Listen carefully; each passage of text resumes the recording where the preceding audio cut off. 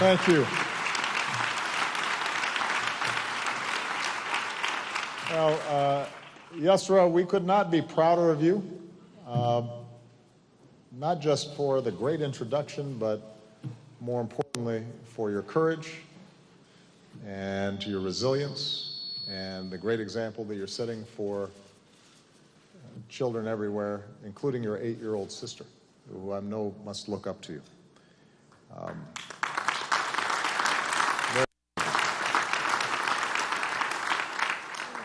Good afternoon, Mr. Secretary General, Your Excellencies.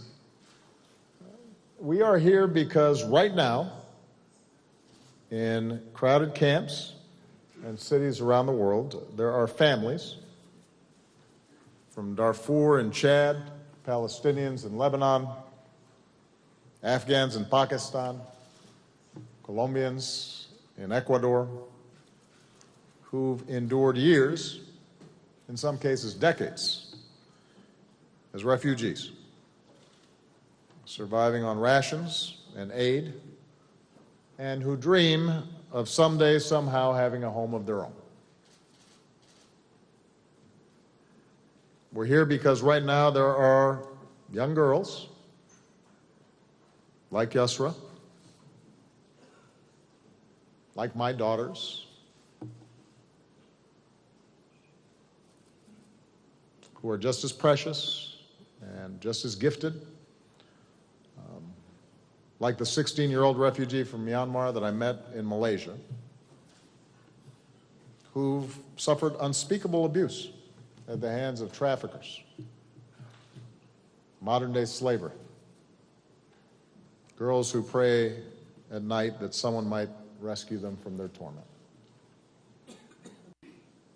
There are boys fleeing the fighting in South Sudan, violence in Central America, wars in North Africa and the Middle East, who are at the mercy of criminals who pack them into trucks or makeshift rafts and who die on treacherous seas, like little Alan Kurdi from Syria, lifeless, face down on a Turkish beach in his red shirt and blue pants.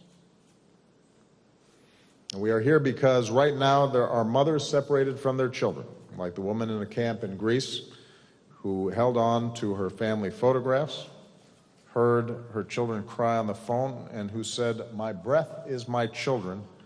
Every day I am dying 10, 20, 30 times." We're here because there are fathers who simply want to build a new life and provide for their families, like Rafi'i Hamo from Syria, who lost his wife and daughter in the war, who we welcomed to America and who says, "I still think I have a chance to make a difference in the world." The Secretary General, heads of state, and heads of government, distinguished guests, ladies and gentlemen, as you saw in the video, we are facing a crisis of epic proportions. More than 65 million people have been driven from their homes, which is more than any time since the Second World War. Among them are more than 21 million refugees who have fled their countries. Everything and everyone they've ever known, fleeing with a suitcase or the clothes on their back. And I'm here today, I called this summit, because this crisis is one of the most urgent tests of our time, our capacity for collective action. It tests, first and foremost, our ability to end conflicts, because so many of the world's refugees come from just 3 countries ravaged by war: Syria, Afghanistan, and Somalia. And I said today to the General Assembly, the mentality that allows for violence with impunity is something we cannot excuse. And collectively, we continue to make excuses. It's not the subject of this summit, but we all know that what is happening in Syria, for example, is unacceptable. And we are not as unified as we should be in pushing to make it stop. It's a test of our international system, where all nations ought to share in our collective responsibilities, because the vast majority of refugees are hosted by just 10 countries who are bearing a very heavy burden, among them Turkey, Pakistan, Lebanon, Iran, Ethiopia, countries that often have fewer resources than many of those who are doing little or nothing.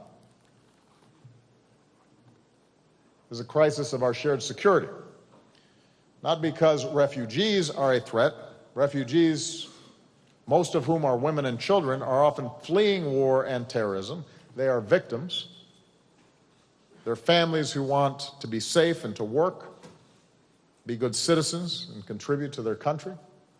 I was talking to Yusra. She's now in Germany.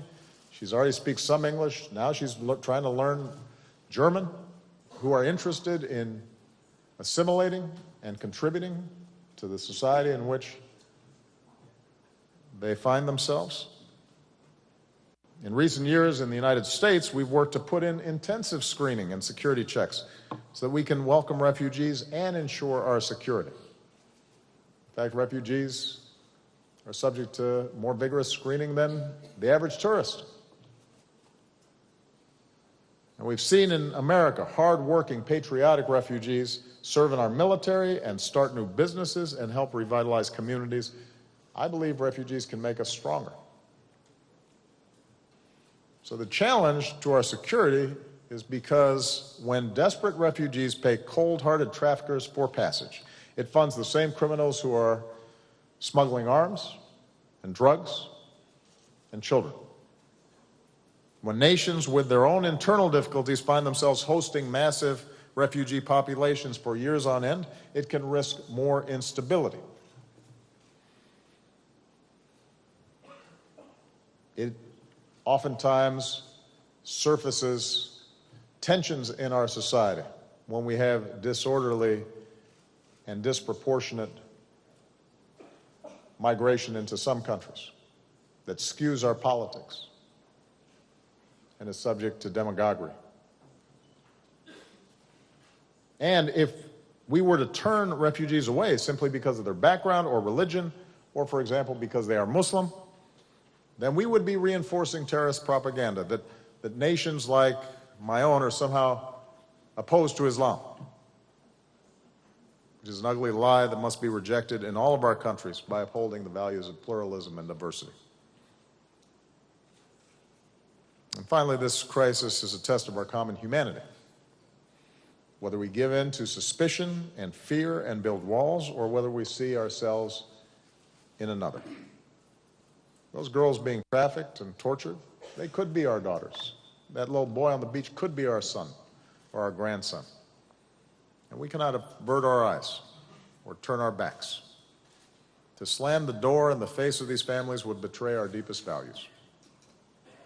It would deny our own heritage as nations, including the United States of America, that have been built by immigrants and refugees.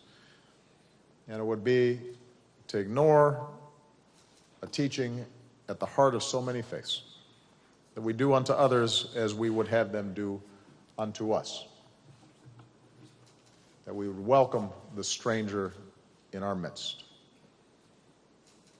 And just as failure to act in the past, for example, by turning away Jews fleeing Nazi Germany, is a stain on our collective conscience, I believe history will judge us harshly if we do not rise to this moment. First and foremost, we must recognize the refugees are a symptom of larger failures, be it war, ethnic tensions, or persecution. If we truly want to address the crisis, wars like the savagery in Syria must be brought to an end. And it will be brought to an end through political settlement and diplomacy, and not simply by bombing. We have to insist on greater investments in development and education and democratic institutions, the lack of which fuels so much of the instability we see in the world. And we need to continue to speak up for justice and equality and insist that the universal human rights of every person are upheld everywhere. Now, in the face of this crisis, with what often seems grim news, we are grateful for the heroic work of so many around the world. Leaders who often, in the face of difficult politics at home, welcome refugees as new neighbors. Businesses, such as those I met with right before I came here, which have made commitments worth more than $650 million to empower refugees. International institutions and faith groups and NGOs, including Interaction, the Alliance of American NGOs, whose members will invest more than $1.2 billion over the next 3 years to assist the world's displaced people and refugees. As Americans, we're determined to do our part. The United Nations is the largest single donor of humanitarian aid around the world, including to refugees and to the people of Syria.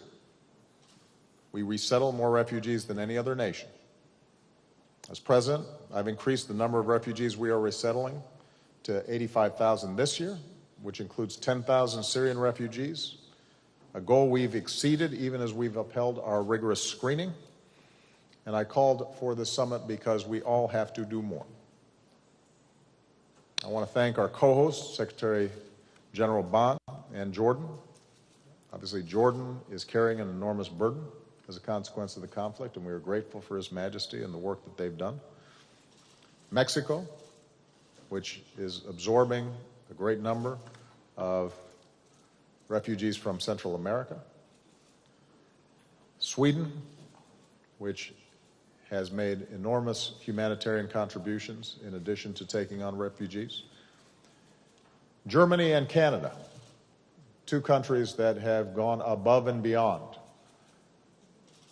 in providing support for refugees, and I want to personally thank Chancellor Merkel and Prime Minister Trudeau and the people of both those countries, because the politics sometimes can be hard, but it's the right thing to do. And Ethiopia, which was noted in the video, bears an enormous burden. I also want to thank the more than 50 nations and organizations participating in this summit for making tangible, concrete commitments. Collectively, our nations have increased our contributions to humanitarian organizations and UN appeals this year by some $4.5 billion, and that includes a $1 billion increase this year from the United States. This will translate concretely into life-saving food and medicine and clothing and shelter.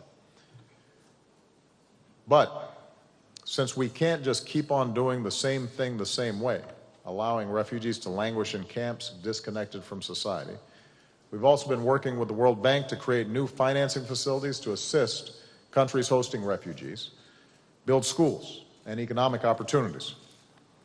As part of these efforts, the United States will contribute at least $50 million to help middle-income countries, and will do more to help low-income countries so that refugees and their host communities can flourish and go stronger together.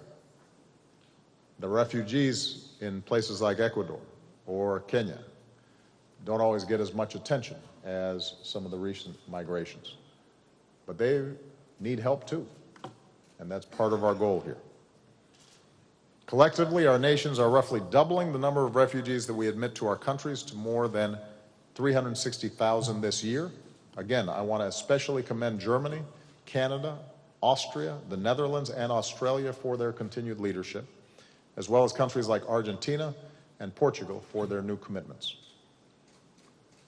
And today, I'm proud to announce that the United States will continue our leadership role in the coming fiscal year. Starting next week, the United States will welcome and resettle 110,000 refugees from around the world, which is a nearly 60% increase over 2015.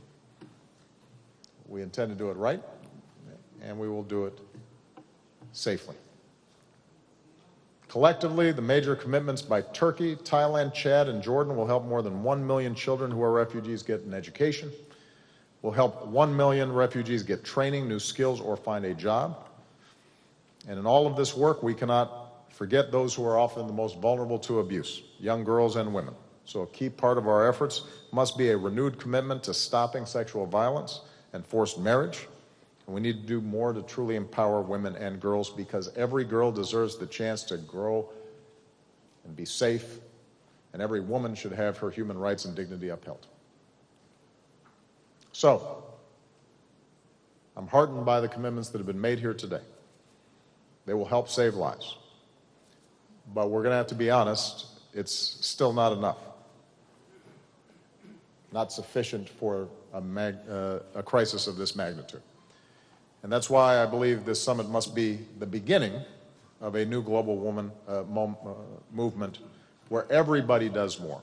More nations donating more assistance and accepting more refugees, more institutions and NGOs finding new ways to deliver aid, more businesses contributing their expertise, more faith groups making this work their own, more young people demanding action, more states and cities and towns coming forward and saying, yes, we will open our communities to our fellow human beings in need, and more pressure on those countries that are willing to perpetrate violence on their own citizens in pursuit of power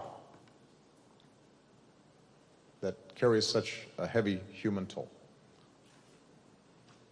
We can learn from a young boy named Alex, who lives not far from here in Scarsdale, New York.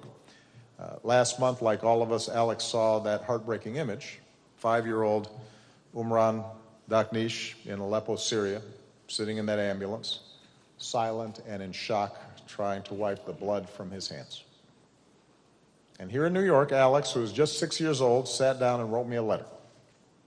He said he wanted Umran to come live with him and his family. Since he won't bring toys, Alex wrote, I will share my bike and I will teach him how to ride it. I will teach him addition and subtraction. My little sister will be collecting butterflies and fireflies for him. We can all play together. We will give him a family and he will be our brother.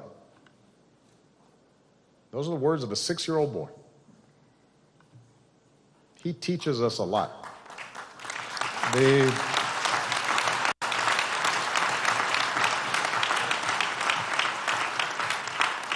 The humanity that a young child can display, who hasn't learned to be cynical or suspicious or fearful of other people because of where they're from or how they look or how they pray, and who just understands the notion of treating somebody that is like him with compassion, with kindness. We can all learn from Alex. Imagine the suffering we could ease and the lives we could save, and what our world would look like if, seeing a child who's hurting anywhere in the world, we say, we will give him a family and he will be our brother. You know, we spend, so many of us in politics and in leadership, so much time devoted to ascending the ladders of power. We spend time maintaining it. We spend time trying to win over public opinion. And maybe sometimes we forget that the only rationale for doing it is to help that little boy. I hope and pray that we remember. I appreciate all of your support. Thank you.